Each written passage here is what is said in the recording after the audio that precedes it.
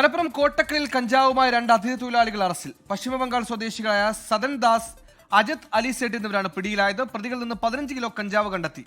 Sameer bin Kareem Malappuram ചെയ്യുന്നു. സമീർ, വിൽപ്പനയ്ക്ക് എത്തിച്ച കഞ്ചാവാണെന്ന കാര്യത്തിൽ സംശയമില്ല. എവിടെ നിന്ന് എത്തിച്ചു? ഇത് തന്നെയായിരുന്നു സ്ഥിരം പരിപാടി. വിവരങ്ങൾ. സുഹൈല്, രാവിലെ 11 മണിയോട് കൂടെയാണ് കഞ്ചാവ് പിടികൂടിയിരിക്കുന്നത്. കോട്ടക്കൽ ടൗണിന് സമീപം ഈ പുത്തൂർ ബൈപ്പാസിൽ നിന്നാണ് ഇവരെ പോലീസ് പിടികൂടിയിരിക്കുന്നത്. ഇരുവരും നാട്ടിൽ നിന്നും എത്തി കുറ്റിപ്പുറത്ത് ട്രെയിൻ ഇറങ്ങിയതിനു ശേഷം ഓട്ടോ മാർഗമാണ് കോട്ടക്കലിലേക്ക് യാത്ര വന്നുകൊണ്ടിരുന്നത്. ആ സമയത്താണ് പോലീസിന് രഹസ്യ വിവരം ലഭിക്കുകയും ഇതിനടിസ്ഥാനത്തിൽ പോലീസ് ഇവരെ പിടികൂടുകയുമായിരുന്നു.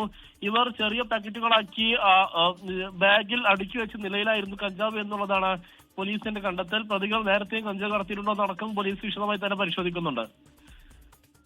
എന്തായാലും വിൽപ്പനയ്ക്ക് എത്തിച്ച കഞ്ചാവാണ്. വലിയ അളവിൽ എത്തിക്കുന്നു, ചെറു പാക്കറ്റുകളിലായി റീസെയിലിൽ വിൽക്കുന്നു, പണമുണ്ടാക്കുന്നു, അതിനിടയിൽ പിടിയിലാകുന്നു. സമീറാണ് വാർത്തയുടെ വിശദാംശങ്ങൾ നൽകിയത്.